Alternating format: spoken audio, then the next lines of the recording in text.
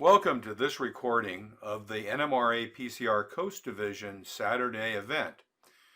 This recording on January 9th features a mini clinic on wood weathering by Earl Girbovan.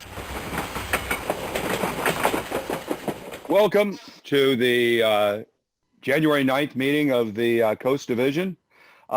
Really have three major focuses today. A couple of comments on introduction, a bit on weathering wood clinic by Earl that's going to be, he keeps reminding me, relatively short, but I'm sure it'll be a lot longer than he imagines because we'll have lots of questions, and then just bring whatever you're modeling. First, Happy New Year to everyone. I think it's great we're in 2021 and hope everybody has a wonderful new year. I wanted to put this up because now that we're in 2021, there are two events coming up. There's the PCR Conference in Fresno. The date of February 20th is kind of the cutoff date for the decision about whether to proceed or not. So it'd be great to register before that. And then if you haven't registered for the NMRA National Convention, July 4th to 11th, great to go register there as well. The other thing I did want to do is just a brief update on the division as we kick off the year. First, a membership update. We're at 392 members. We've actually seen the membership stay fairly constant, in fact, grow a little bit. We had 16 new members in 2020, which I think is pretty exciting. Just a note, if you didn't notice in the email, I've started using the latest NMRA email list for the emails I send out. So I take the list and I'm using that as the mailing list to mail from for the document that comes out of Word. If you're in that list, someone that's in that list that's not in the Coast Division, they need to change their division alignment in the NMRA database. If someone doesn't want to receive emails from me, just send me an email and I'll take you off the list and try to keep you off it for the future. Don't want to be intrusive. The last thing is we're going to have a Coast Division board meeting on January 18th. It'll be at 7 o'clock on Zoom. That's a Monday. There really are three topics. We really need to close on elections. We've kind of not been very effective at that because of the pandemic. One of the challenges, we need volunteers for specific roles. For example, we don't have a clinic chair right now. And we have a couple other folks that have been in the process of kind of retiring from the division, thinking about moves. So really looking, if anyone is interested in volunteering, please contact me and attend. Really exciting time to get involved in the division and leadership in the division. Also at that event, we're going to talk about virtual events for the summer. I'm basically planning to run these through June, kind of on the same schedule, just because everything I see tends to say that until June, it's going to be challenging to have a lot of physical events. But then we need to begin to plan our physical event plan when we return. I think there are going to be challenges in terms of locations because of the issues with the Boy Scouts and returning from the pandemic. So one of the things looking forward to is folks who'd like to be involved in planning those returns. Kind of a message for that, if you're coming to these events and you haven't joined the NMRA, please join the NMRA. Really need everyone to join up and be a member. It's really important. So really exciting. So with that, I'm going to stop talking and turn it over to Earl and let Earl do our clinic on weathering wood. So take it away, Earl. Okay, good morning. So what I'm going to do this morning is talk about using pastels to weather wood. So pastels are just chalks. Don't get all carried away with pastels being kind of funny colors. Back a couple of weeks ago, I showed this building. This is a very foreground model. So I went to some extra lengths to put labels on the tanks, on the crates and all that, which are just signs kind of cut down, but this is what the effect is with using the pastels. So this is not a new technique and it's not mine. It's actually from the Sierra West website. And if you go to, of course, there it goes. if you go to the Sierra West Scale Models website, and in the University tab, which you see up here, this is where Earl, we you're have not to- sharing you've lost sharing your screen. We're seeing the test pattern. okay, let me see if that gets it back. No, still on the test pattern. That's the No, display. it's the laptop. There we go. Technical issues. Okay, so I'm on the Sierra West website, and you go to the University tab, and this has all of the chalks, the colors that we're going to be using, or the colors he talks about.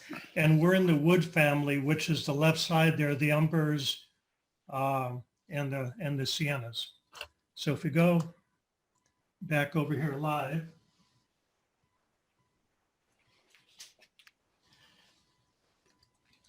and we'll talk about the chalks here in a minute. Let me talk to you first about the way that I weather wood. You know, Frank did that excellent clinic a while ago, and he uses some parallel X-Acto knife blades to put in texture on wood.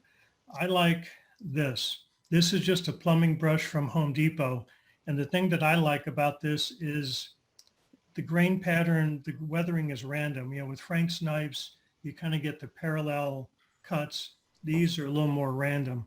And all you do, and I'm working, by the way, on a sheet of glass. And glass works well for this.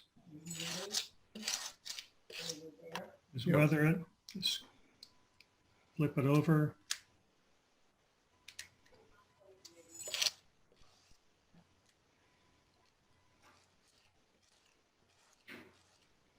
You can see I've got a little pile of sawdust here, or maybe you can't, but that's kind of what you want, is just putting in some texture.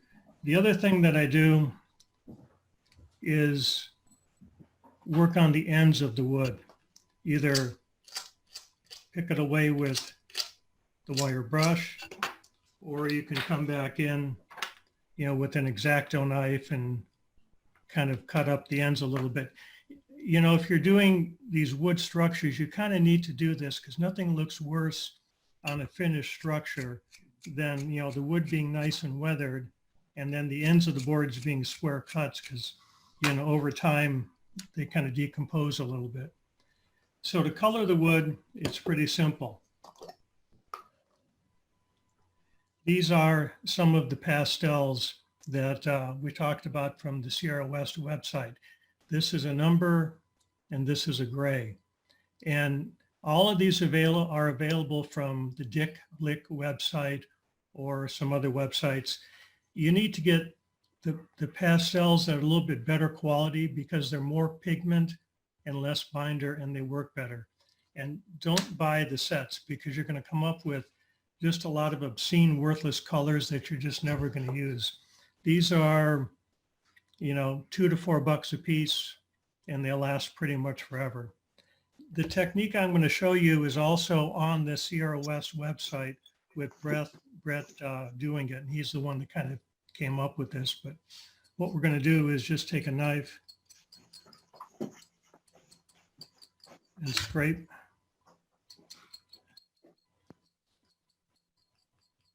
some of the colors on the sheet of glass.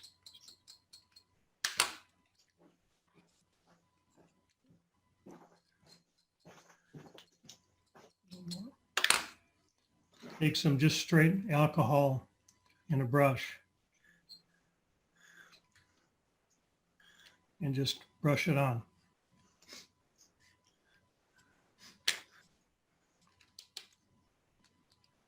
And I do both sides of the wood with this. The reason being I don't have to worry about which is the front or the back, and it gives me a little more randomness. So this is kind of what it looks like as it's drying. And what I do is I'll set these aside to dry somewhere off camera typically, come back in with some more wood that I've already weathered, scrape maybe a little more chalk. And you can see over time the glass kind of builds up with more and more of this chalk on it. So you don't need as much.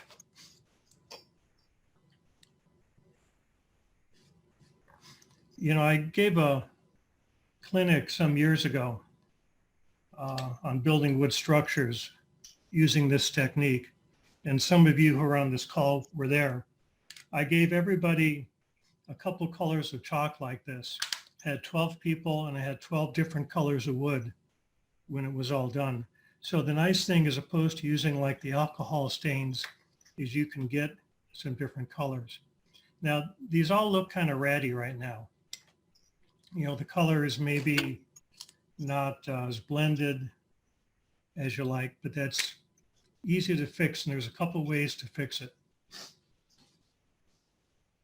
So I'll let, these would dry pretty quick, but these are some strips that I did earlier. And let me get this out of the way so you can see it better.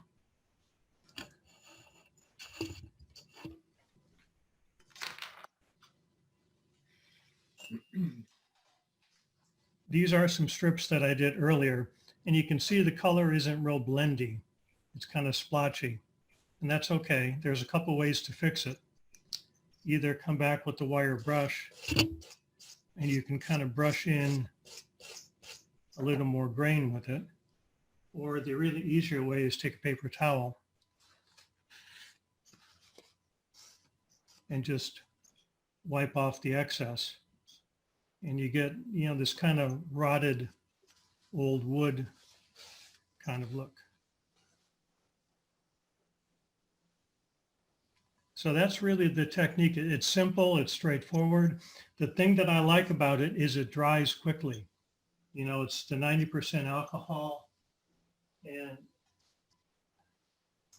these were a couple that I just did, and these are pretty much dry and ready to go. And you can always use a hairdryer to kind of speed things up.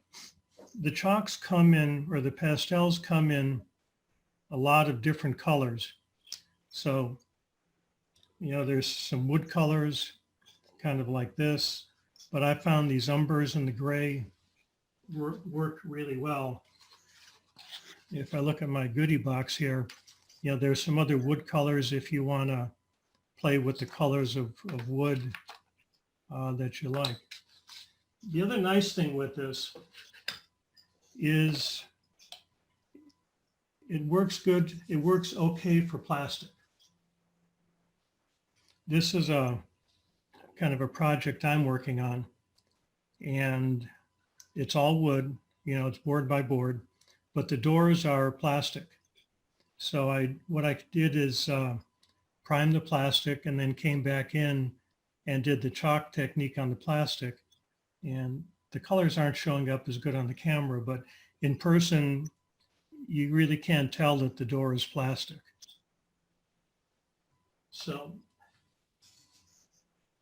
if you would do plastic, these are some plastic 6x6s I scribed pretty much using Frank's technique.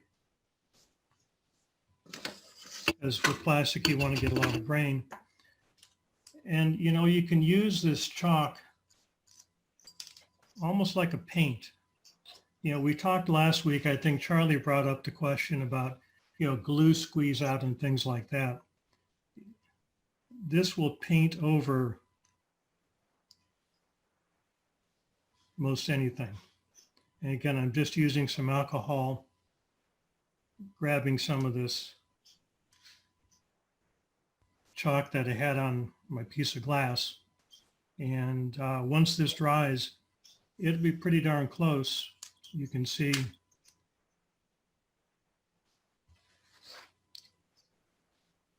here's a dried piece, and here's some of the boards that I did. And the color is pretty darn close. So you can make the plastic look like wood. You got to play with graining and all that. And we can try it on maybe a little bigger piece of plastic. I primed this with camouflage, which is, the Rust-Oleum color that everybody uses now in place of earth.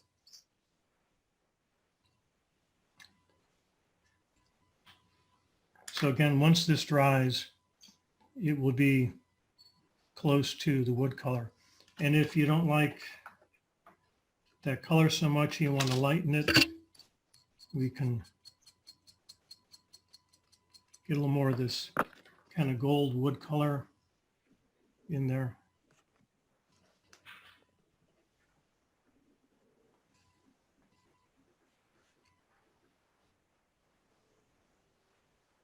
You know, it's not going to look real wood grainy on this big piece of plastic, but just want to show you can get a lot of variations of the colors just by playing with different chalks. So this is, you know, just a demo piece of glass. Let me show you what one of my pieces of glass look like.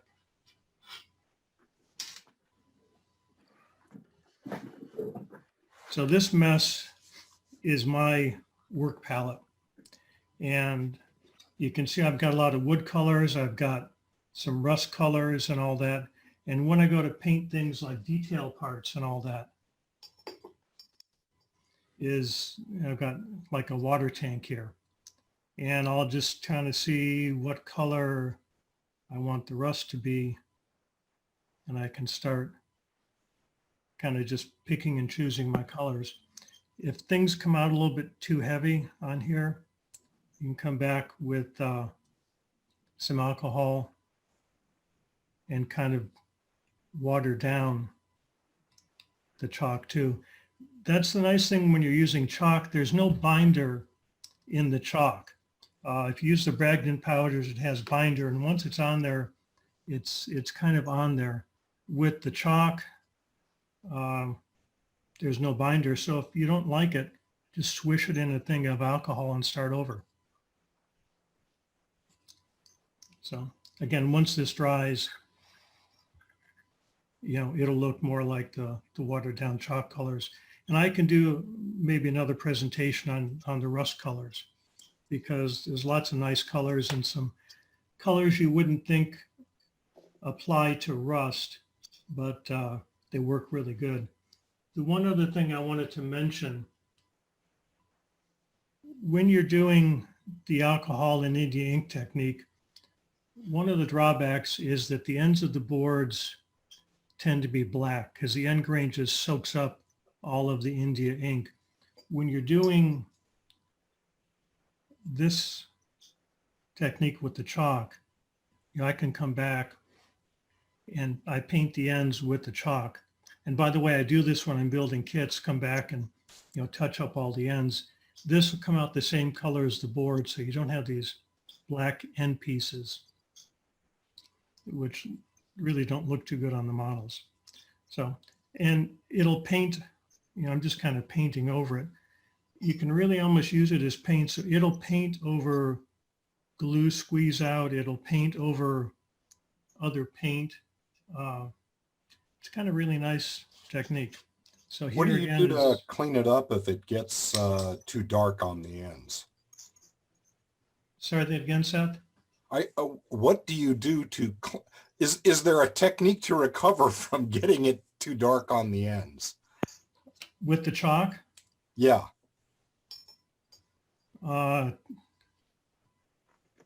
Typically more alcohol. Just keep, you know, Just dilute it out. just keep diluting it out Ah. if you think it's too dark. Hey, Here are your proofs. So that's kind of the Hey, technique. Grandpa. You know, I use this, like I said, for, you know, a lot of the wood craftsman kits I do. And by the way, you know, this isn't just for wood craftsman kits. This works good for anything wood, for loading docks. You know, there's a lot of different applications for this. And you can play with, you know, the colors a little bit. You know, the framing you can see in here is a slightly different color than the wood, just to show that it's different. And with the different colors of pastels out there, you're not limited to what, you know, only what Joel Bragdon has. You can really get some variations, which are nice. Earl, Yeah. it looks like you get a dead flat finish as well. Is that correct? Oh, yeah. Thank you. Yeah, you get a dead flat finish. Okay, Phil, if you want to unspotlight me. there you go. We'll just open it up for discussions. Yeah, a quick question, Earl. When the pastels and when the alcohol dries and the pastel dries, you don't use a fixative at any in terms of, you know, is the pastel going to come off on your fingers after you No. move the model around? You know, it might if you handled it a lot. Let me try. This is what I just did, right? This piece here. So it'll come off a little bit. When it's in the wood, not so much. If you're going to handle something a lot, you probably want a fixative, but normally I don't bother.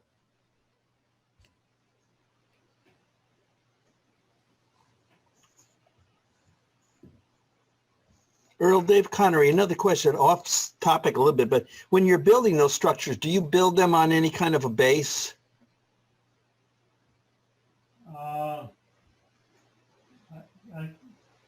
What do you mean by a base? I don't know how to answer. I don't know what you're. Well, do you have a base that you build the structure on and then set the base in the layout, or do you just build the structure and set the structure on the layout ground? I understand. It depends on the structure. You know, this one, you know, that I've been showing, you know, is very foreground model.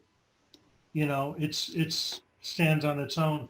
If there's a lot of loading docks or other little gewgaws hanging off it, I might put it on the base.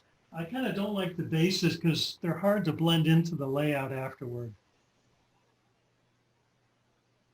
Thank you. If you do use an overcoat, like say dull coat or something similar, does that change the color of the chalks that you've used? I don't know, Paul. I haven't overcoated it that much. I've got some of the Grumbacher, or however you pronounce it, fixatives that they use in the art world. Mhm. And that supposedly doesn't dilute the chalk color so much. But, you know, for the buildings, I haven't really been dull coating. I'm in the process of getting ready to do some freight car weathering, and I'm going to use this, and we'll see if I need to spray a fixative or not. Yeah, that really concerns me because as I've shown before, all of my buildings are removable and they get handled a lot. So it's something to prevent that from happening. Yeah, but you're typically picking them up by the edges of the roof or something, right? You're not rubbing your fingers all over them. Yeah, that's true. I mean, you know, this little structure that I've had here, I've been, you know, handling it and playing with it for, you know, a month and a half now, and I really haven't had any chalk come off that's measurable.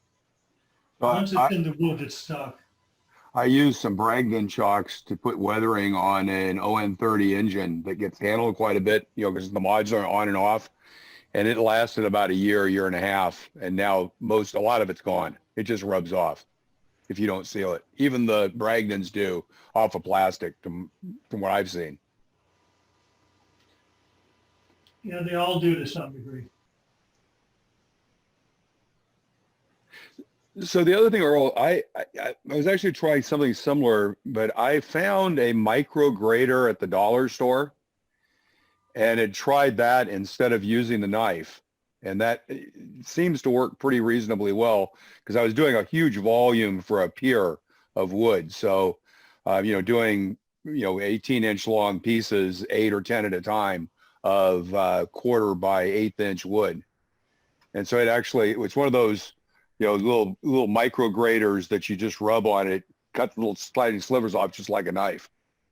Yeah, especially in O scale, you have a lot more volume or area to cover. Yep. But that's the difference. You know, one of the differences between O and HO, you know, like at Frank's clinic, he went to the trouble of doing knot holes and things like that, but Frank works mostly in O scale, and those things show up in O scale. In HO, I've done it, and they get lost, and I don't do much of that anymore. I'm more concerned, you know, with the board ends because those show up quite a bit. I guess in N scale, I've found you really don't have to rough it up that much on real wood either to have scale grain. Yeah, I think any scale grain you do in N scale is too big. Yeah. I think, you know, even with my plumbing brush here, that I showed you earlier, the grain is probably too much for HO if you look at it, but if you don't overdo the grain a little bit, it's too smooth, everything looks like metal, and it doesn't look like wood anymore. Yeah. So you have to exaggerate the grain a little bit.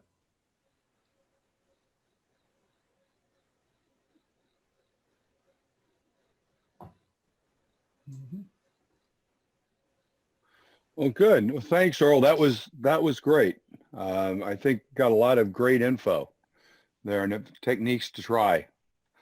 Big hand from everyone. We'll all hit the reaction button and give you applause. Thank you. So, excellent.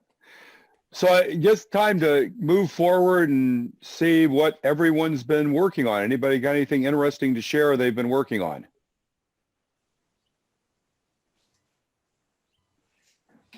Nothing this week that I can really show because I've been working with Kieran on his layout, so he's not here. So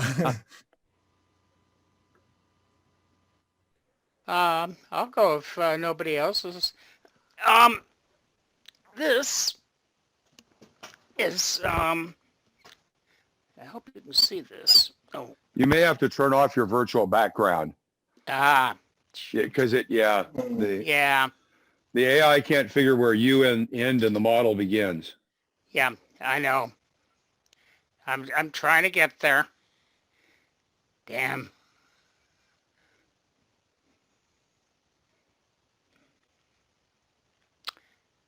The little up arrow next to the video, click on it and it'll say set virtual background and just click on the none, the black. Yeah, I'm trying to get there. I'm trying to. That's okay. Shoot. Why do I? Oh, background. There it is.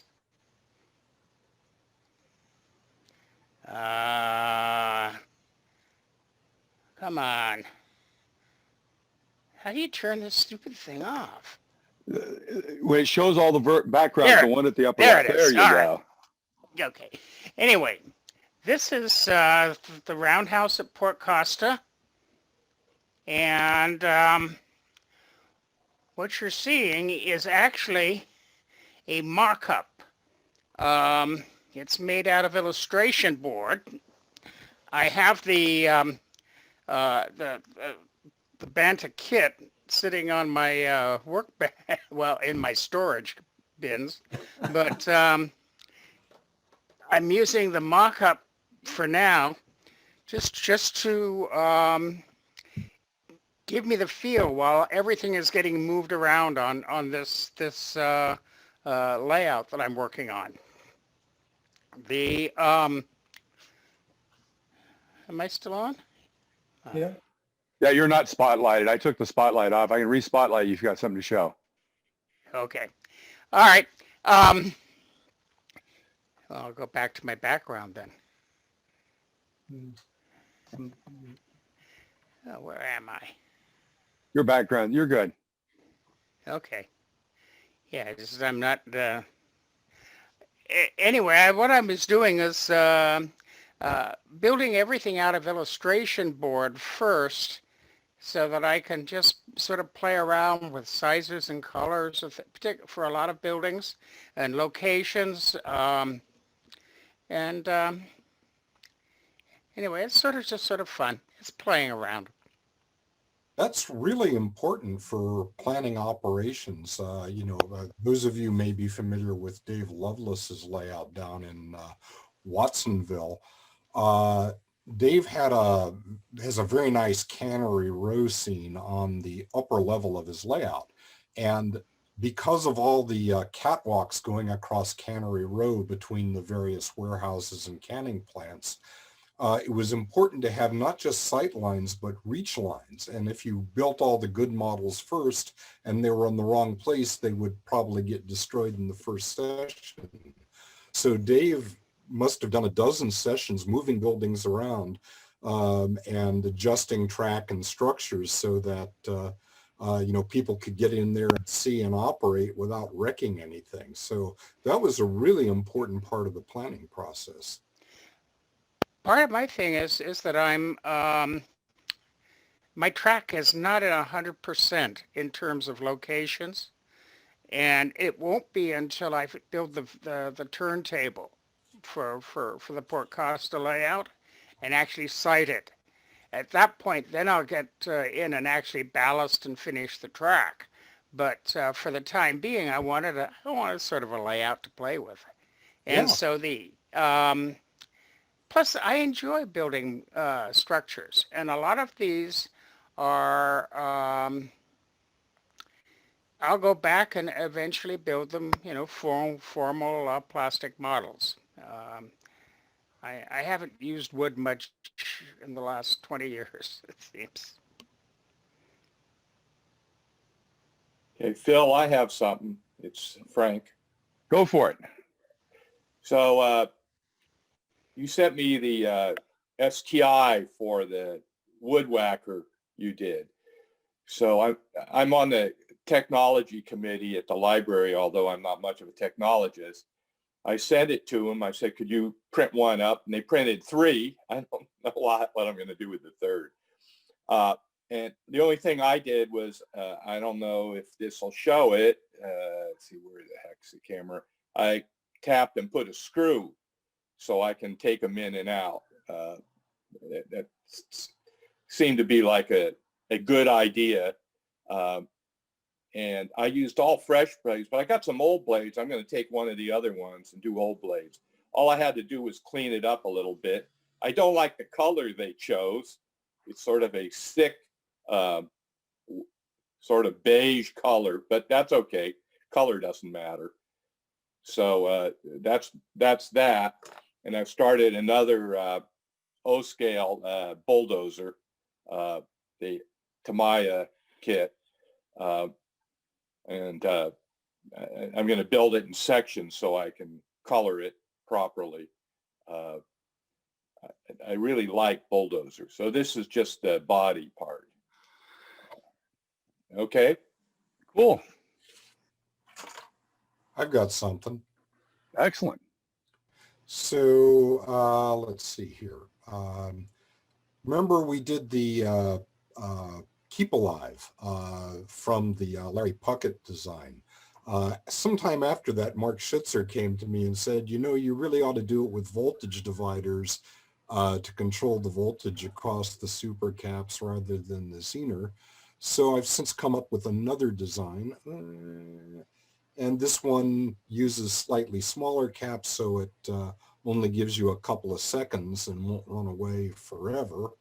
And it's also got the resistors. So that's also on the Model Railroad Control Systems website. Again, it's available as a panel of 10 or a kit. So another alternative if you want to do it yourself Keep Alives. So anyway, that was something I've been spending time on. And cool. One other thing is still, it's inventory time. I've got a small business.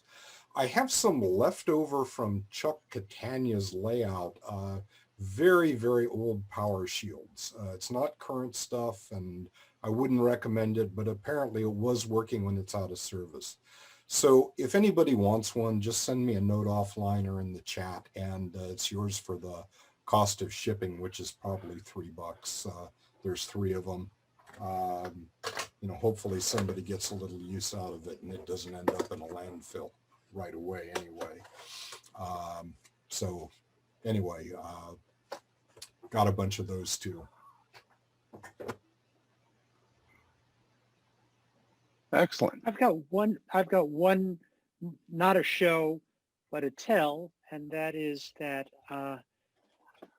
I've gone back to my 600-pound bucket of spackle, and I'm trying to put in highways, or at least a roadway, and going right over the trackage and that sort of stuff, and we're going to see how that's going to turn out, making a couple of concrete roads as opposed to my usual dirt roads on the layout. So more information to come.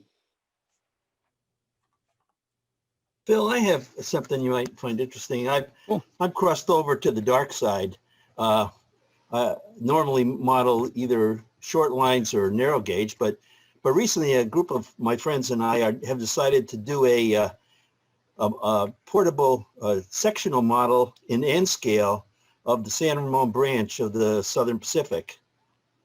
And so this is let's see if I can get where this is a scratch built depot, standard 18 SP depot in the configuration of Concord and Danville. The same plans were used in the opposite, the mirror configuration for Walnut Creek and San Ramon. So in the end, we hope to have a layout that has all 4 of those towns on it with the 4 different depots and of course other subsidiary structures. And maybe in about 3 months or so, we'll be ready to do a presentation to the group on that effort. Excellent. Outstanding. Hey, Phil, it's Dave Solomon out in Oklahoma, former Bay Area member. So I recently built a Bar Mills kit that they came out with, Jeffrey's Point, and finished it up here recently, modified it up a little bit. Excellent. That looks great. Oh, nice work. Outstanding. Nice, Dave. Nice. They're really nice. Thank you.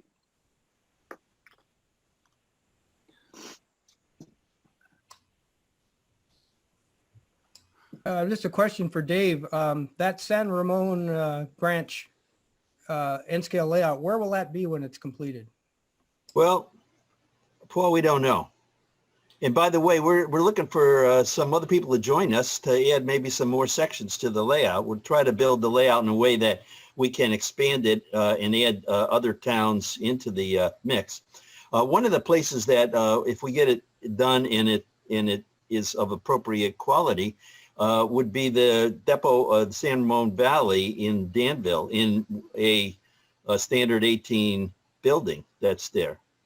But also, you know, it'd be possible to maybe set it up in some of the local libraries or other venues. Are you using one of the common module of the?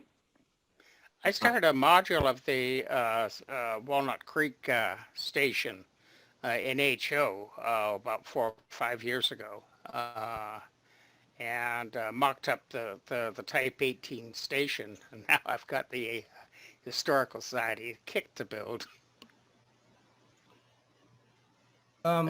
For that layout, are you using one of the standard, like N-scale modular standards that you're building to, or what? We are not.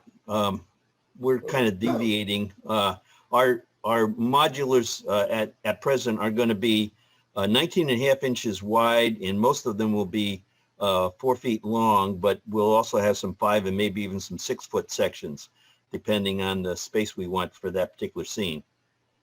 It'll be it will not be a modular, it will be a sectional layout. Okay, so that means, yeah, you won't have standard interfaces or wiring or all that. That's correct. That's correct. Okay, because somebody probably remember I did the N-scale module for the Sunnyvale Museum here. That was, Sunnyvale was an old standard 7 station. It's a scratch build too. So keep me informed on what's going on with that. I might be wanting to contribute something to you. That would be wonderful, Paul. Yeah, Dave, I live up the creek, so it's an interest of mine. I've been doing some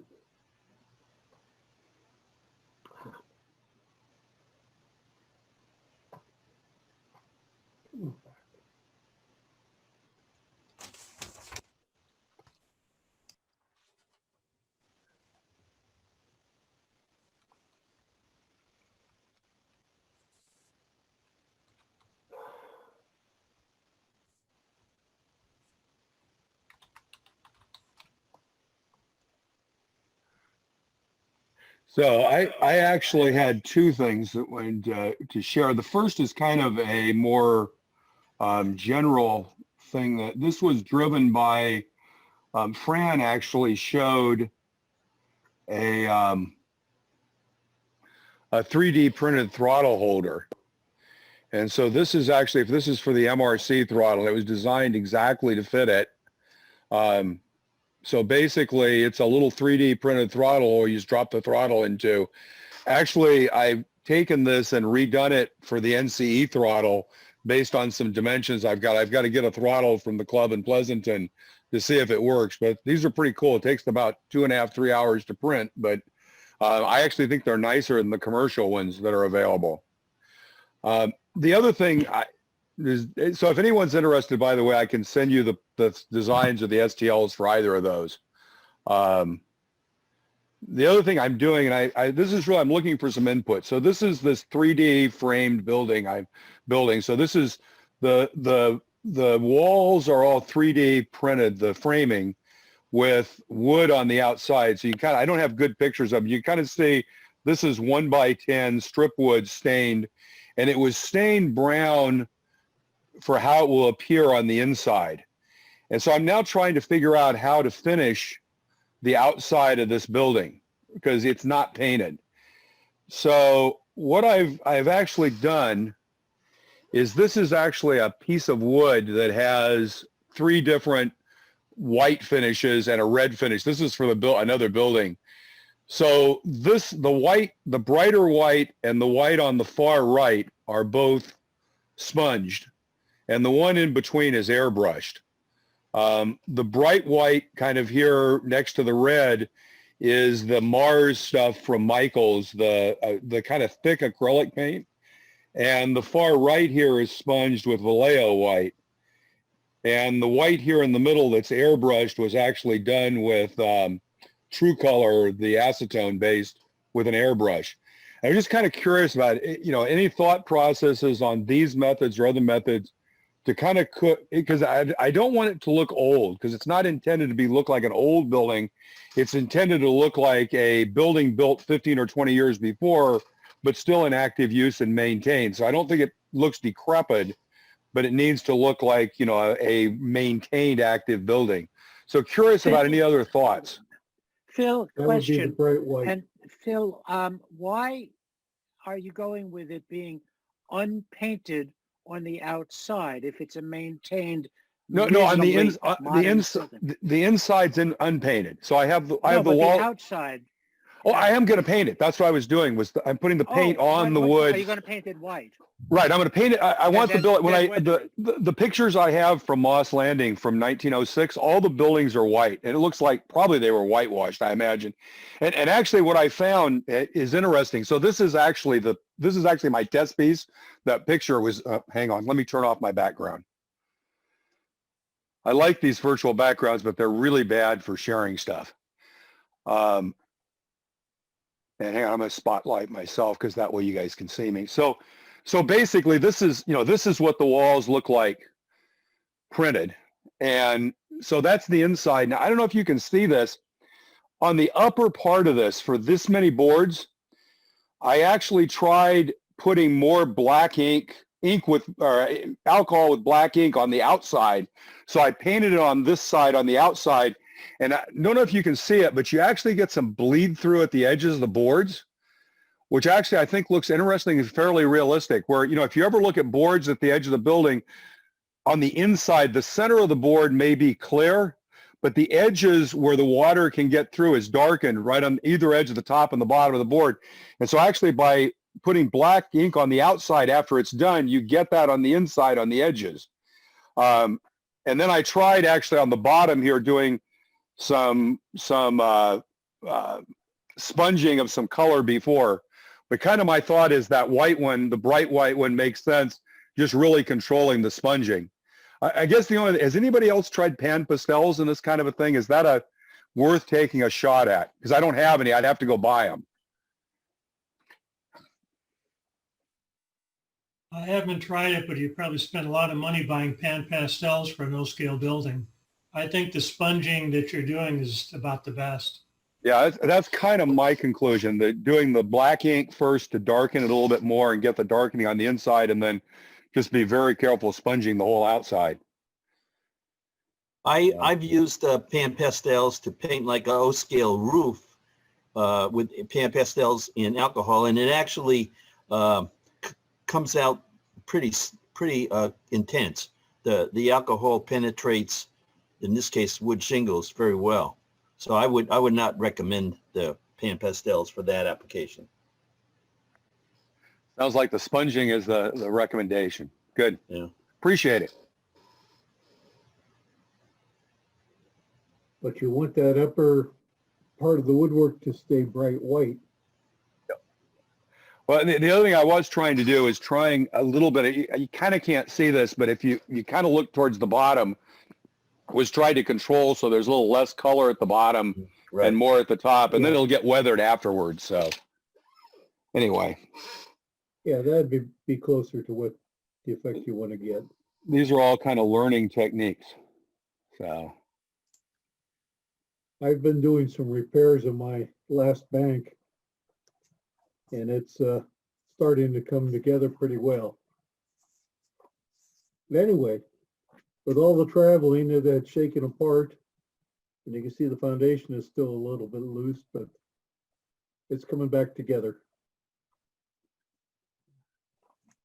Good. Nice.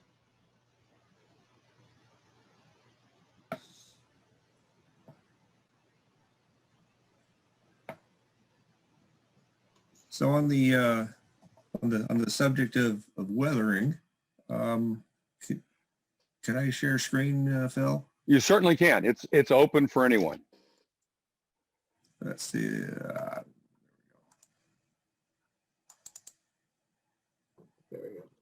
didn't work. There it is. It's up. We have U.S. plywood. We have photos, but we're probably, yeah. Okay. Anyway, just some basic weathering, what I call fleet weathering. I mean, kind of the quick and dirty for the plastic ready to runs. And so I bought 2 of these guys, and this is all pan pastels with just a little bit of airbrushing along the bottom, just because I hate the high contrast, fresh out of the box. So, this is what I call, half an hour per car sort of level of effort. For running at the club, it looks, in my opinion, much better than fresh out of the box. And it's certainly not, contest quality sort of stuff, because I don't put that level of effort into it. But anyway, that's. But that's a great thing so many times at a club you see a lot of just fresh out of the box cars, and basically what you're saying is doing 5 or 6 cars, in half an hour you can make them look much more prototypical. Yeah, they've actually been in service. Yep. And in fact, you can actually see the detail in the trucks, right? Versus there's all that nice dye work put into the trucks, and people leave them, solid black, and you can't see any of it. So cool. That's what I got. Yeah, I agree. It's nice to see the trucks aren't painted flat black and forgotten about. Right. Yeah. A little bit on, and also on the roof, you can see there's sort of, you get the sheen on the out of the box one, and so this is just all pan pastels. That actually I bought a set, and it included a couple of greens, which I thought, well, those are going to be a waste, but I found a use for one of the greens. Nice. What did you use to apply the vertical streaks with? A micro brush. Nice. So and actually all this is all actually applied with the makeup brushes, and I've gone through the sponges and Q-tips, and then, micro brushes for, matter of fact, for some locomotives, I've done the trucks with micro brushes and pan pastels. It didn't feel like taking them apart and airbrushing them. And then, so the only airbrushes is kind of that dusting along the bottom sill there, which is my own makeup of my Tamiya paint makeup of trying to approximate local grime. So, okay, you can move on to something more interesting. That's nice, Ed. No, that was great. That was great, Ed.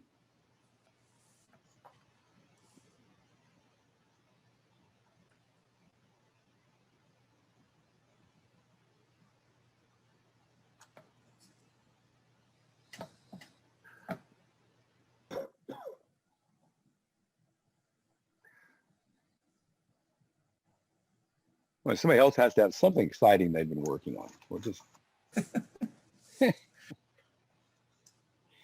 fun times. Not really something I worked on, but I saw yesterday the video from the Railway Age magazine, and they picked the Railroader of the Year. And it's something Charlie's really going to love. It was Keith Creel from Canadian Pacific. And he had a nice interview on that. He talked a little bit about precision scheduling, railroading, and that sort of stuff, and what they're planning for the future.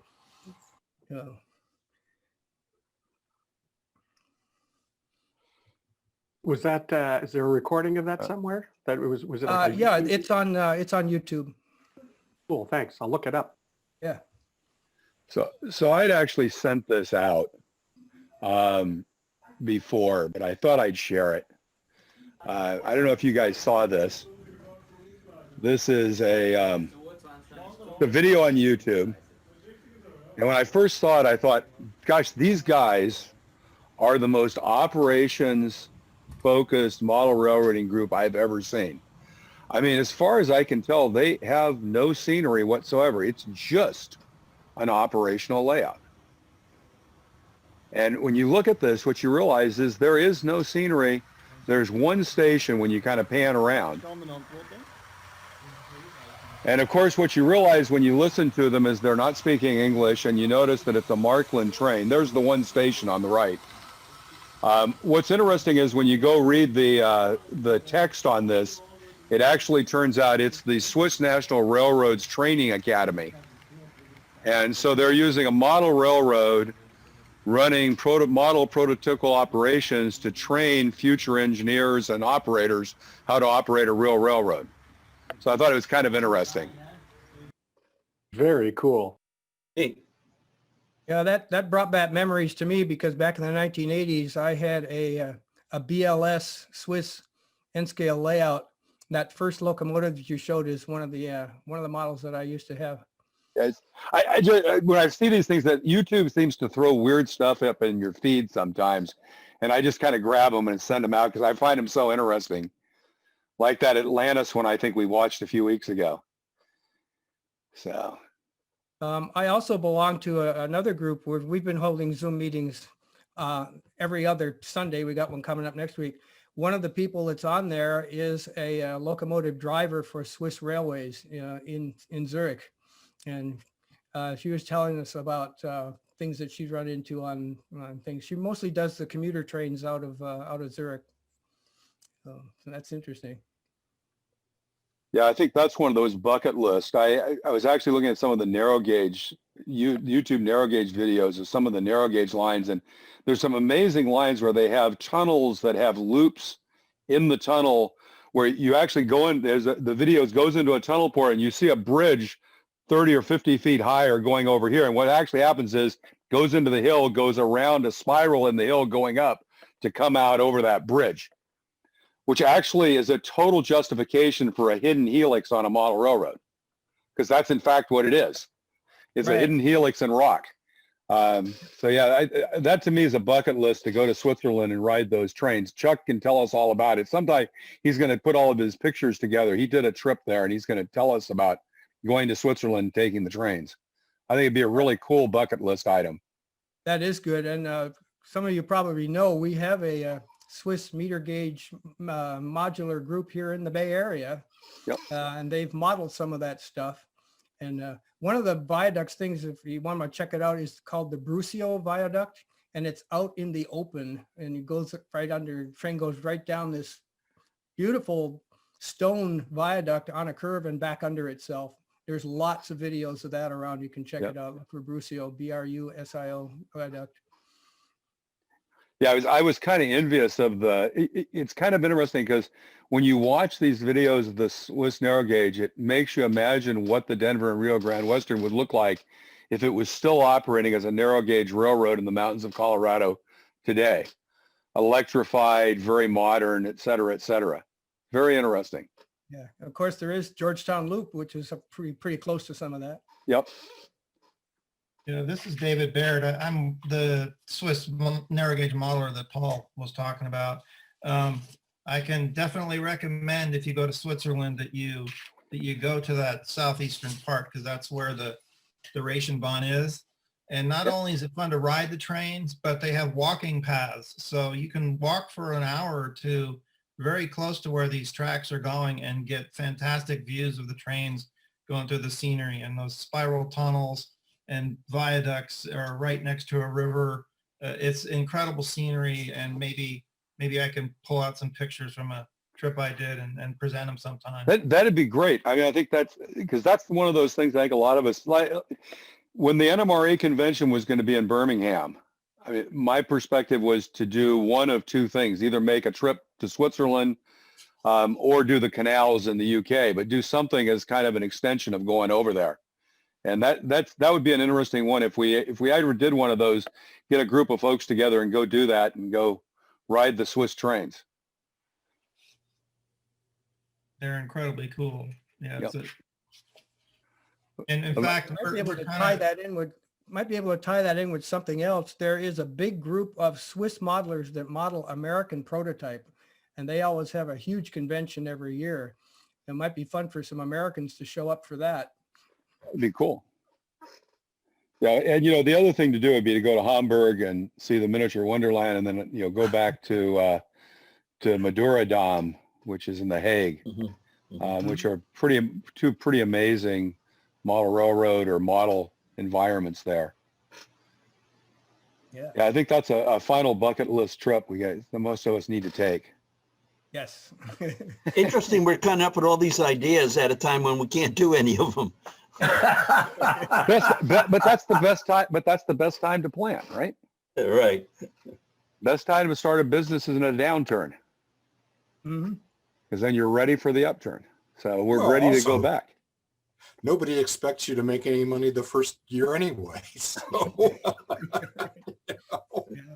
Problem is everybody else is going to try the same thing. Go back. I don't know if that's really true, but yeah, I would expect when we finally have adequate vaccines and vaccination in the U.S. and Western Europe, there'll be a huge surge.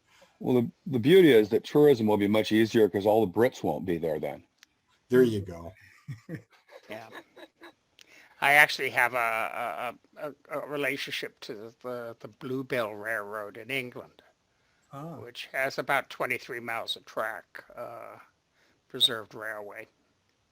Runs steam.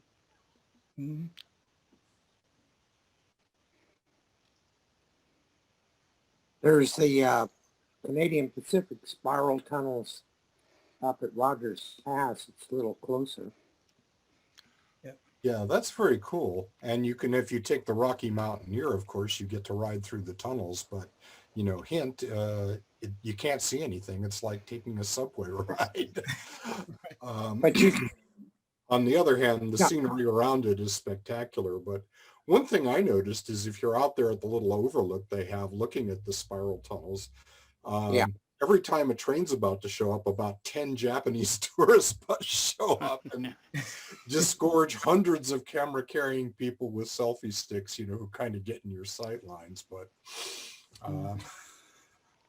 you also have Williams Loop up near Portola, California, the old Western Pacific. Yeah, that's really nice, and then you generally have it to yourself. And it's easy to get to. I mean, yes. the beauty of the Williams Loop is you can get off the road and park, and it's only 300 feet, 500 feet to get to where the actual tunnel is for the loop. Yeah, and it's really manageable. I mean, it's only about 1,100 feet across, so it's easy walk, not steep at all, and good footing, safe places to shoot from either side. I mean, there's nothing. It's just really great. It's very rail fan friendly. Back in the day when it was still Western Pacific before the UP closed it off, I actually drove in there and camped in my van overnight and listened to the trains go around the loop around me. Oh, that's great. I haven't been up there for, 10 years or something, but nobody ever bothered us at all. I mean, we weren't doing anything stupid and we didn't drive in, but it was very very easy, very pleasant. Yep. Yeah, I wonder how much the traffic is down through there now, if it's picked back up at all. You know, at the time, yeah, it's really hard to say. The traffic was mostly BNSF. I think, you know, in a day we caught maybe a dozen trains. There were one pair of UP trains, and almost everything was BNSF coming off the inside gateway. You know, there was almost no traffic east of Ketty. You also have the Railroad Museum there at Portola. Yes. Kind of interesting. Yeah, which is very worthwhile. And, you know, exceptionally good about letting you climb all over things, you know. And actually driving them. Yeah, and driving them. Great rental locomotive program. You know, just nice people, really good. Yeah. Back in the, when was it? Back in the 1990s, I did a drive it yourself guidebook for them all the way from Portola to, oh, what's the name of the town on at the bottom end of the loop there. At the bottom end. Next to the big Oroville? Yeah. Oroville. Oroville. Yeah. Oh, yeah, yeah. Down where the yard is. Yeah, actually, I mean, there's even good shots as far south as, oh, not James. What's the place on the hill? It's Rock Creek. What? Rock Creek Trestle on this. There's a side hill trestle there by the waterfall. No, even further. Is it below Oroville? Maybe just above Oroville. You're still riding on 70, and it's, you know, it's a fairly good open road, and you look up the hill on the east. Oh yeah, I remember that. And then there's that other loop. There's another loop down at the bottom that goes back into a canyon and comes That's back. James. That's amazing. James. Yeah. That's a model railroader's location. It is, exactly. And it's so close that, you know, you can set up and take the shot on the lower bridge and then run up to the other upper bridge. Right. And get the train coming back, or vice versa. And I was up there. And it's easy to get to. Yes. Well, yeah, just pull over and park safely. Yeah, you can park right there at Cherokee Road and you're there. Yeah. Yeah, one time we had I was up there with Mark Schutzer and Jim Radke and probably Pat Latorres, and we're shooting there, and this sheriff comes by and comes over, and we're going like, what's going on? You know, and he says, well, I had a report of terrorists with camera bombs.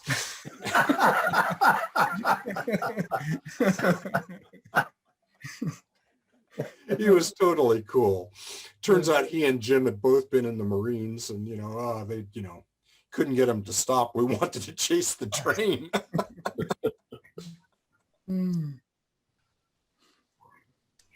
So I don't know. So I don't know if I share. Oh, go ahead.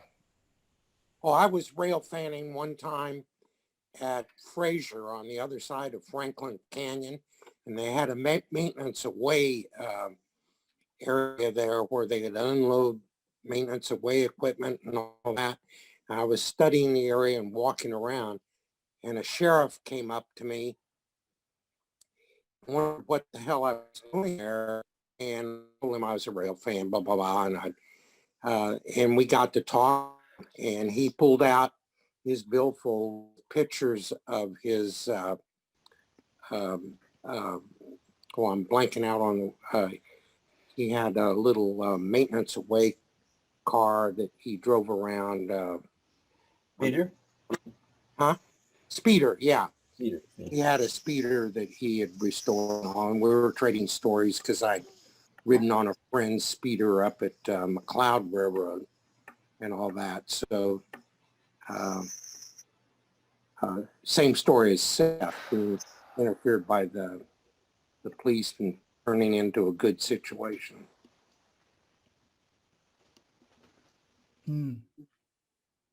Everybody has their rail fan story.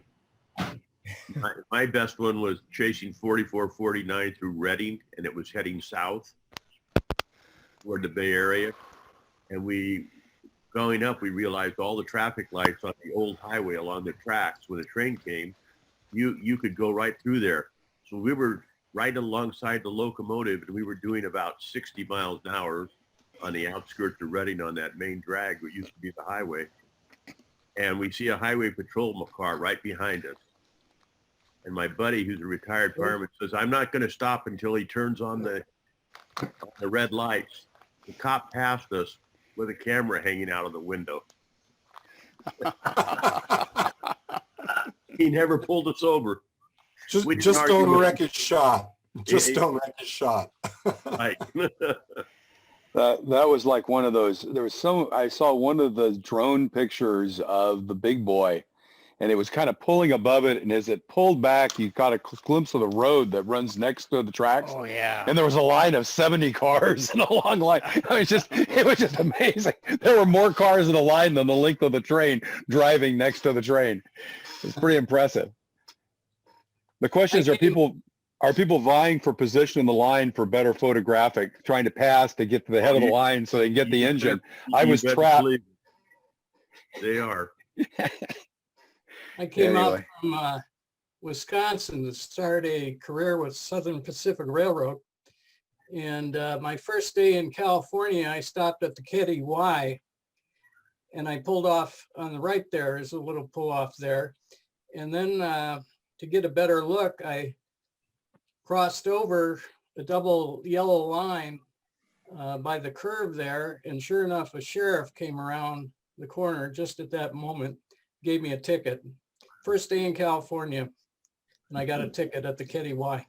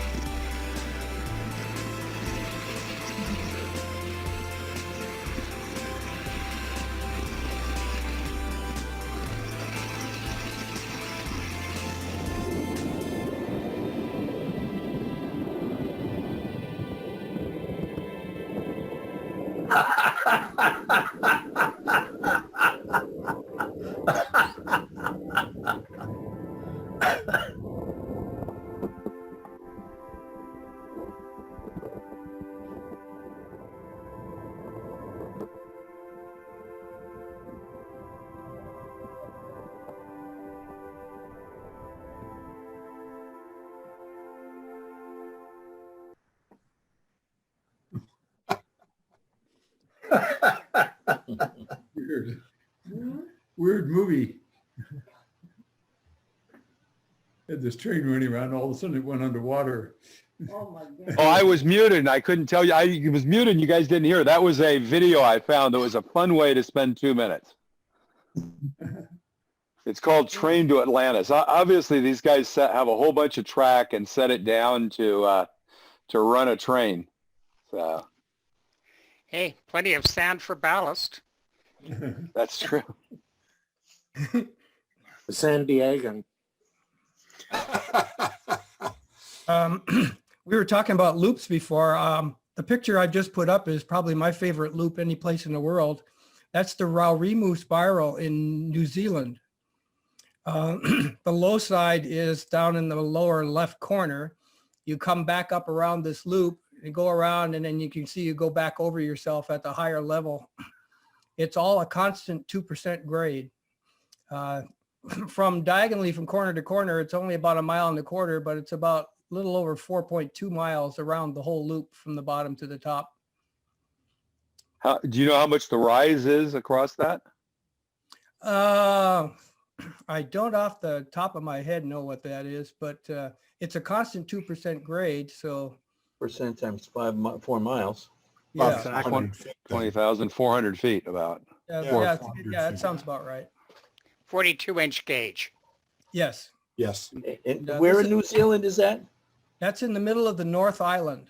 Yeah. It's on the line between Auckland and Wellington. Cool. Yeah. Imperial gauge, 42 inches. 42 inch, right?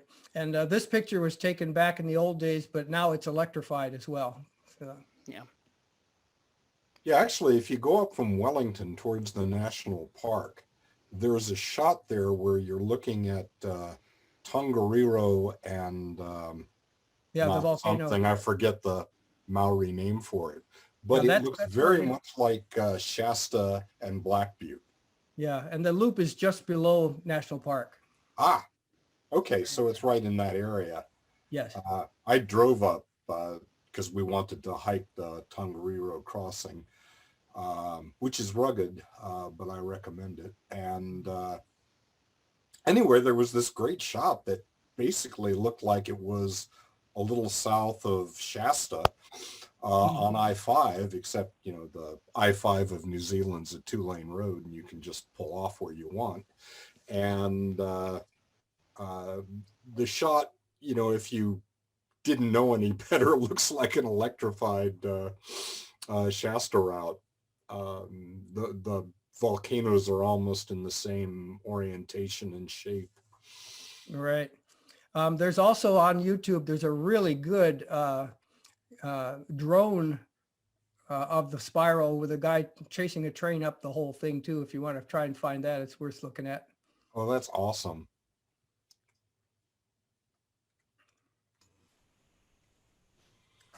Yeah, there's also on YouTube, there's a video of somebody hopping a train from Bakersfield down across the Tehachapi Loop. So one of these, you know, YouTube hobos.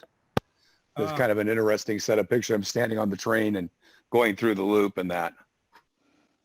Somebody also did a marvelous drone shot of Tehachapi Loop, following literally right above a train going as it went around the loop.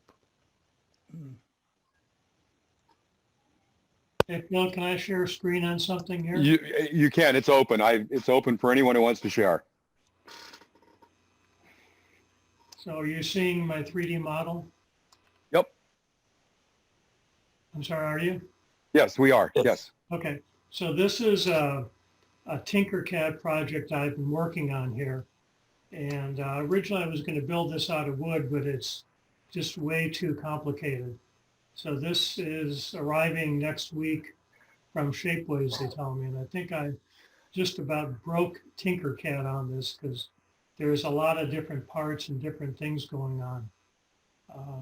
I learned, and Jack Burgess had talked about it in his videos about 3D printing, is when you put parts, make sure the parts go all the way into the main part, because like these little diamond plates, when I sent this into Shapeways, some of these looked like they were affixed to the model and they were actually floating. So I came back with this thing being 17 parts. I had to go back and find all these things that weren't glued in, but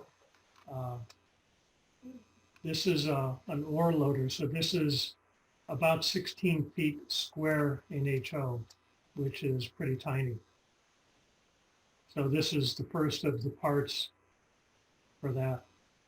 So Tinkercad was great. I found some of the limitations of it as I was doing this, but I'll tell you, I got a lot faster getting this up and running in Tinkercad than I ever would have in SketchUp.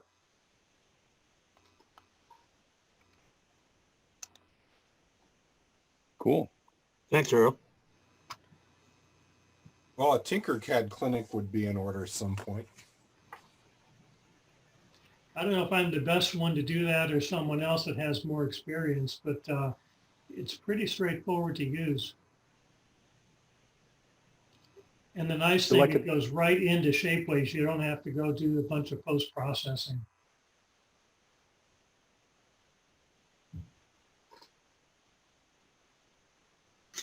Hey guys, I'm brand new at this. This is my first time I've participated. I've been blundering through making a new layout in a room here. Let me show you what I've done so far. I'm feeling a little naive after listening to you guys, but let me show you what I've done.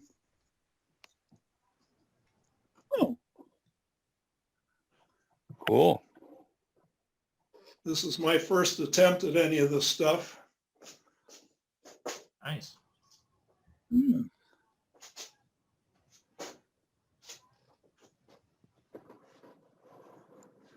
There's a lot of things I would do differently if I were to do it again, but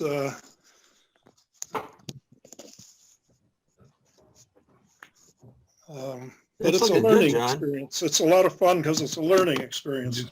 Took it off. Absolutely. Well, that's one of those things, is to write down or think about those things you do differently and make sure at some point to convey those. That would be that might be an interesting session to have everybody come and bring 5 things you do differently the next time you build a layout.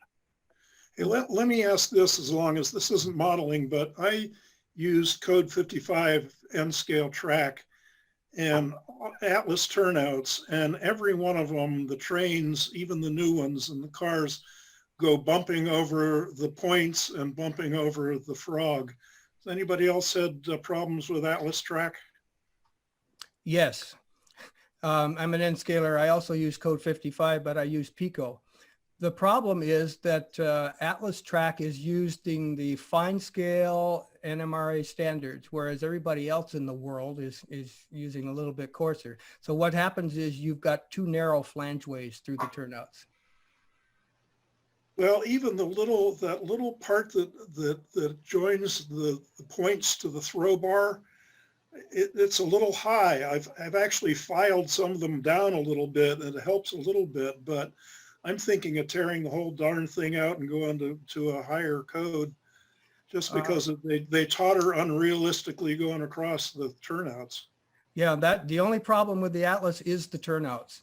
If you want to do something better, go get the code 55 Pico turnouts and put them in there in place, and you can make it meet with the flex track.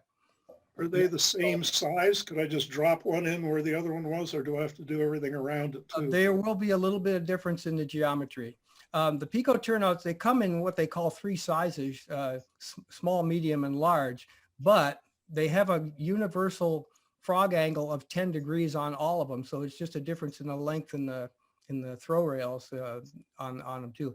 The other problem that you will need to deal with is the code 55 Pico turnouts have a double rail base, and you put your joiners on the lower one, which mates with code 80 rail. So if you're going to use it with the Atlas, you'll probably have to do a little modification. And what I would do in a case like that is put your joiner on the code 55 Atlas, and then you'll need to cut back the lower rail base for half the length of a joiner, and then you can join it onto the 55 base on the Pico turnout. So it's not particularly difficult. It's a little bit fussy to do, but I think that'll solve your problems. You might want to pick up a Pico turnout or 2 and run some stuff through it just to make sure that that's where the problem is. But that's what I found out with mine. And since I do a lot of different prototypes, I wanted to make sure I had some track work that looked halfway good, but also would accommodate everything that runs on it, no matter whether it's European, Japanese, American stuff. Yeah. Can you ease the width of the flangeways by filing on the inside at all? Is that a possibility? You might be able to do that. I haven't tried that on the Atlas turnouts, but you might do that. Some of the guys from the Fresno Ends Club might have a little better on that too, but they mostly have been going to building their own with fast track jigs, which is another option you could do too. And that way you could get an exact fit what you want, and you could do a replacement against the ones that you have. Ooh, this is already turning out to be the most time-consuming thing I've ever done in my life, I think. That's the value of hobbies. What kind of wheels are you using? Yeah, exactly. You got What kind of me. wheels? I've been buying new, like Bachmann and a bunch of other stuff. They're new. They're new. I don't know. The wheel flanges on some of them are clearly higher than other ones. Some of the cars are older, I think. But even my brand new Bachmann ones bump a little bit over the frog and over the points. Well, you might consider in the wheel sets. I use a lot of Atlas turnouts, code 55, but I use the low profile wheels, and I'm not like Paul. All my wheels are the same. But with the Bachmann or the old pizza cutter, Katie or Microtrains wheels, you would have a problem. And opposite to Paul, when I have Pico turnout on my layout, sometimes I have to shim the flange rails with about 10 thousandths of an inch plastic in order to run my equipment through the Pico turnouts. So I have the opposite problem of Paul. Yeah, I've known modelers that did the same thing, but almost all of the recent stuff in N scale uses a low flange wheel, RP25 type of wheel, so that's usually not a problem. And the back-to-back is a little bit wider. So, Steve, what kind of wheel sets do you use? You talking to me? Yeah, Steve, what kind of wheel sets do you use? You said you. I use Microtrains low profile, and in the last, they're out of stock right now, but they make metal wheels. Right. And those are good. I found out that the Fox Valley metal wheels, the axle length on them is 10 thousandths of an inch longer than the Microtrain axles, and they don't roll as well. So you have to be careful with your wheel replacements. But I haven't noticed a big problem with the Atlas Code 5 turnouts.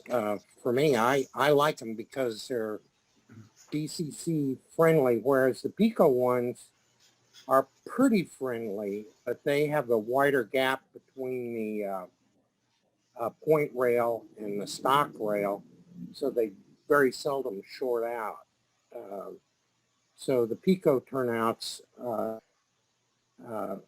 good, but I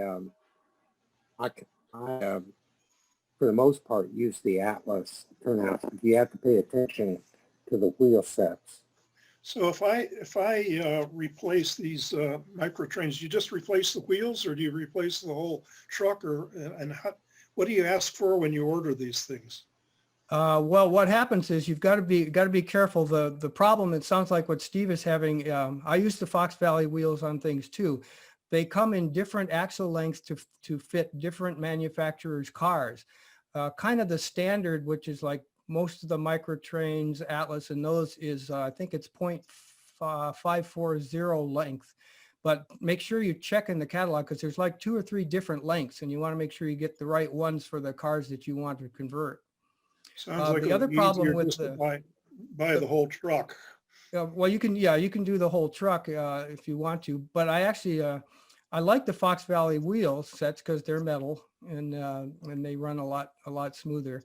The other problem with what happens with the Pico turnouts with the narrower wheels, sometimes the tread is narrower on the newer wheels, and they're dropping into the hole in front of the frog. That's why he needed to put a spacer in there to hold them out in the right alignment. So. Mine are actually running over the frog. The frog's too high. And as far as DCC ready, yes, on the Code 55s, the way they have traditionally been made, I go back and I altered them so that the stock rail and the point rail are on the same polarity and rewire them. But now Pico is slowly converting, as their tooling wears out, to what they call a unifrog, which means that the frog section is a totally independent piece that you have to wire separately and switch. And the point rail and stock rail are already connected to be the same. So if you get shorting back to back, it actually helps you get better contact. So that's wired just like the fast tracks then? Yes. The frog is totally isolated and you have to power the frog. Yes, that's right.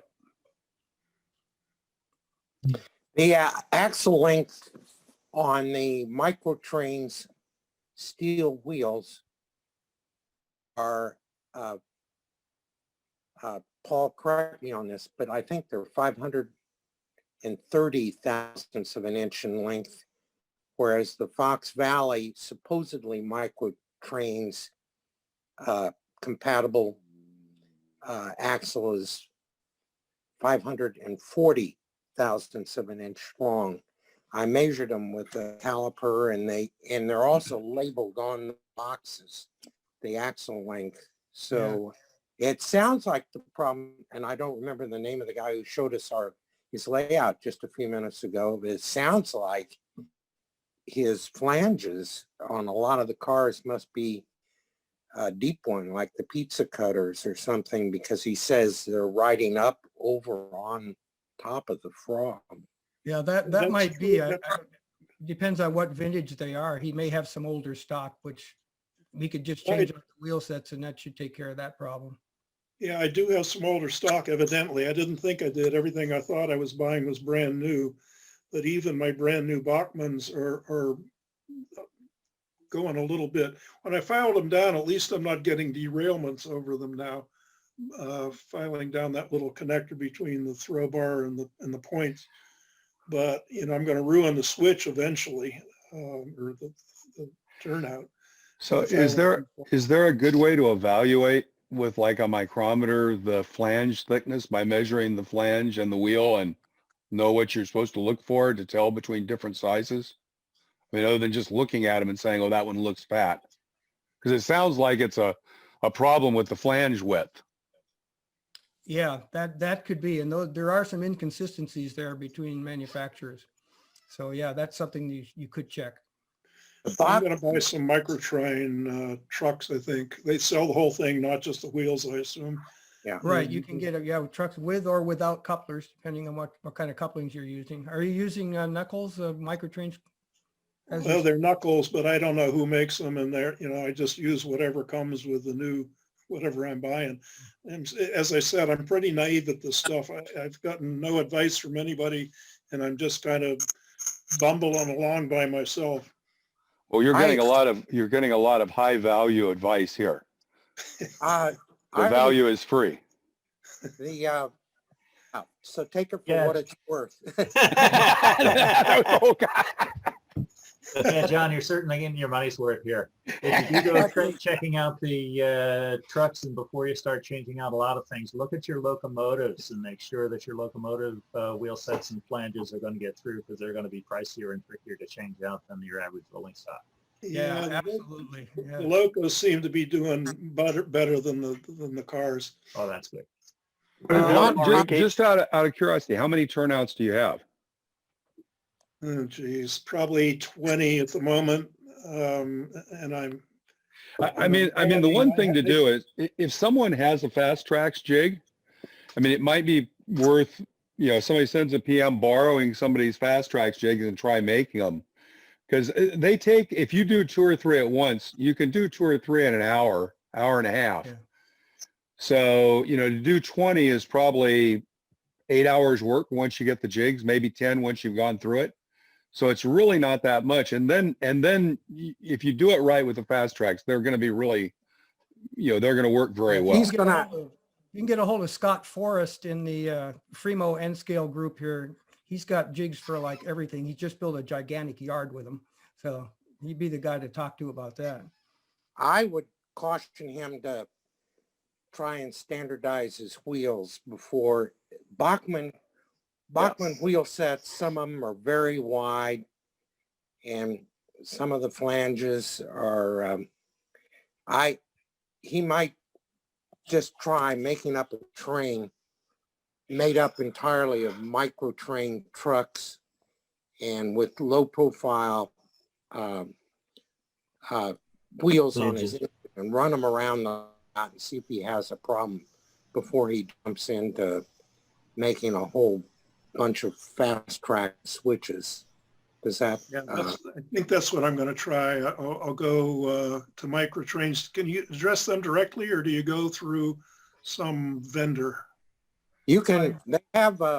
You can buy them from directly, but most of the hobby shops, I don't know where you're near, but the train shop carries a lot of their stuff, and so does Just Trains. And even Al down in San Leandro has Hobbies Unlimited. Hobbies Yeah. Unlimited. Okay, I go out to Just Trains. I live in San Francisco and go out to Just Trains every now and again. Yeah, call them and make an appointment. I don't know what their policy is right now. Yeah. So the other thing I've done is when I'm doing it is I always have a set of trucks, and I have a couple of sets that are just trucks with the wheels, and you kind of run them through with your finger just really lightly and watch what it has. So you might want to take, like if you have 3 or 4 kinds of cars, take a set of trucks off of each one of them and try running them through with your fingers, just watching what happens, because then you can really see where the issues are. Yeah. As you run them through with your finger. Yeah. Clearly, some of my flanges are higher than What say others. is really, really good. Make sure you know what the problem is before you try and fix it. And if Yeah. some of the stuff works, that's great. And if you know how that goes. Yeah, same thing with some of the older N-scale stock before they started making one-piece wheel sets. The wheels would actually move on the axles. So Right. you may have gotten out of your back-to-back range where you should be too. So yeah, good idea to check out everything first. And wouldn't the NMRA gauge help tell him about his flange depth and tread width in Yes, N-scale? those are on the gauge. Mhm. And let's say that again. What gauge am I doing? The NMRA has a clearance gauge. It's also got all the wheel standards and stuff where you can just pop the wheel set in there and see if it fits. I'll check the wheel sets on his current cars and see which ones don't meet the standard. Then you know which ones just. And where do you acquire an NMRA clearance gauge? From the NMRA, you order it. Your Just Trains might have them. Yeah, Just Trains should have one, I would expect. I think the train store has them too. I think they stock them. Yeah. Otherwise, you have to get them from the NMRA and back in Tennessee. Thank you all for the advice. I won't take any more of your time, and I've got to leave here pretty soon anyway. So thank you very much. All right, good luck, John. Good luck, John. Us N-scalers would be happy to help you getting going there. Yeah, thanks a lot. I'll be back on these things more often now. By the way, for the clearance and grade, I'll put that up from the NMRA, the organization. There's actually a picture there of the gauge, Yeah. and what it looks like, and you can order them there. But I'll put it in the chat as well. You can grab it there. Yeah. I don't know if they have the N scale ones. I know they have the HO ones, but Paul and Steve, do any of you have experience with Intermountain wheel sets? I have used a few, and they've been good. The ones I've used, I didn't use a lot of them, but I have put a few into some of my passenger stock that was older. Mm-hmm. So I'm going to ask you, Dave, what are you using for track on the project there? We're still making those decisions. Our plan right now is use all Pico turnouts in either Pico or Atlas 55 code 55 rail. Yeah, I would second that. I would go with the Pico, and I would also suggest if you get the ones that don't have the Unifrog already, that you do make the change. Are you going to run DCC or DC on that? DCC. Okay, yeah, I would make the modifications for those too. That's what I've done on all of mine, and I've been totally satisfied with them. Thank you, Paul. That's good advice. The Pico. The Pico is a little more rugged. Yeah, especially with that double rail base, because when you put the joiners on, you're on a lower rail base, so you're not going to follow any of the flanges. They're all going to be down below the 55. just to a caution, Pico has been having some production problems lately. they're located on the south coast of England, and the lockdowns and diversion of their resources to making PPE have slowed production and made supply a bit of a problem. And, Yeah, that's true. and also with the new Brexit and I'm not sure how trade with the U.S. is really affected, but the whole export thing in England is in chaos. Yeah, I don't think there's going to be a problem. I deal with a couple of the vendors directly in Europe, in UK all the time, and it's not going to affect us. Well, I buy stuff from Hattons all the time. So. I do Hattons and Rails of Sheffield, and yeah. Problem with Atlas is on and off they change manufacturers in China, and it comes and goes, so it's no better than England at its worst. So true. Micro engineering makes code 55 track and turnout, and the micro engineering track isn't as flexible. It depends on what you prefer, your taste in. I use both, but if you're having lots of curves and whatnot, you may want to use the Atlas. It's very flexible, or you may prefer the micro engineering because it holds its curve. You can bend it and futz with it and lay it down. And they're, to my thought, more or less interchangeable if you're going to use code 55. Now, Pico has a code 55, but like Paul says, it's thicker and you don't have as much problem with vertical. What's the word I want to use? Well, the it's more Flange. stable. Yeah. Yeah, that's the micro engineering is beautiful track to look at, but as you say, it is kind of delicate, and they do have the spike heads on the inside. So if you've got deep flange stuff, you may have some problems with the wheel sets on that. But I think if you go with the low profile wheels, you'll probably be okay. Yes, you will if that's what you're strictly running.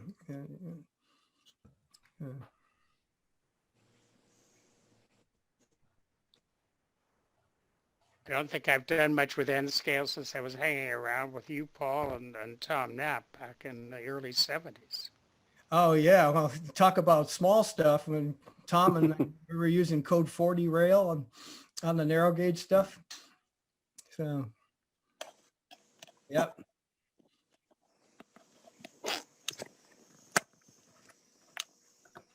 I guess that's scale evolution. You go from N to HO to O. Yeah. Tied to age.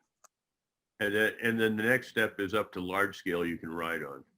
Right. Yeah, well, that's Steve Wesolowski's on here someplace. He's working on that in his backyard.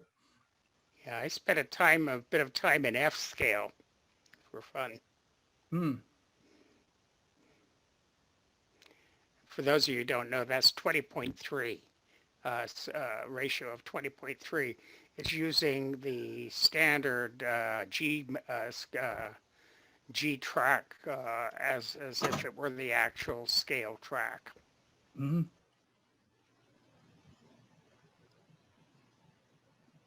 Yeah, the thing that's so interesting is the exponential growth and required details to make things look realistic. I think it grows, I think in other words, if you go from N scale to HO, even though it's a doubling in size exponentially because it's volume, it's a, exponential growth in the required details to make it look reasonable. Same thing from from HO to O and O to F or O to G or whatever. It's kind of interesting. So yeah, the size I was thinking of another way. He mentioned Tom Knapp, and Tom was always saying, because he does N narrow gauge, NN3 stuff. He's saying when, you know, as you go up, the size of the smallest piece of detail that you have to have stays the same. Right. Exactly. The number changes. Yeah. Yeah, right. Yep. Of course, as Earl showed you, our details are getting smaller with the new techniques. You know, the printing in that, it's getting smaller and smaller. So eventually you'll have nut boat washing casters in Z-scale. Mm. There are talking about atomic level printers on the technical journals these days. An electron microscope so you can see what you're doing.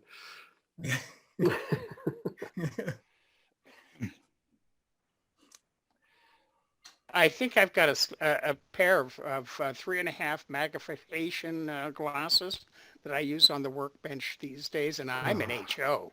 Yeah.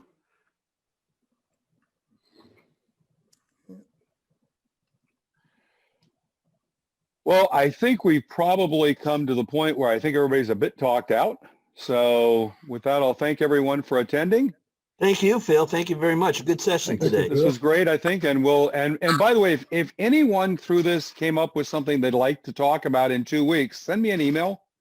You know, one of the things definitely looking for is, again, think about it. If you've got pictures of a trip to Switzerland that you'd like to share for 15 or 20 minutes, everybody gets excited about it. So it's not just, it's an opportunity to talk about something that you think would be cool and share. It doesn't have to be, you don't have to try to compete with Earl in modeling, quality. Prowess. That's not the goal. It's, new things are appreciated just as much as anything else. I mean, how to do a turnout and make it effective would be just as important as how to weather something. So if you think of something, give me a call or send me an email. And thanks Phil. again. Thank you. Everyone have a great week. You too. Bye now. Take care, everyone.